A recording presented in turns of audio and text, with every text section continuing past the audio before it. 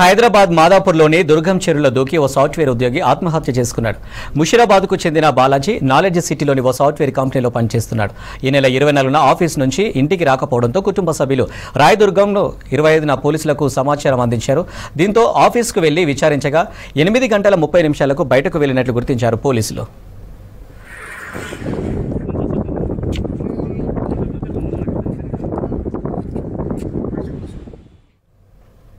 మాదాపూర్ దుర్గం చెరువు కేబుల్ మీదుగా కిందికి దిగినట్లు సీసీ కెమెరాలో రికార్డ్ అయింది. దుర్గం చెరువులో గాలించగా బాలాజీ మృతదేహం శుక్రవారం లభ్యమైంది. మెడలో ఉన్న ఐడి కార్డుతో బాలాజీ మృతదేహాన్ని గుర్తించారు పోలీసులు.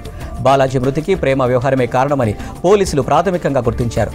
మృతదేహాన్ని పోస్టుమార్టం కోసం ఉస్మానియా హాస్పిటల్కు తరలించారు. కేసు నమోదు చేసుకుని దర్యాప్తు చేస్తున్నారు రాయదుర్గం పోలీసులు.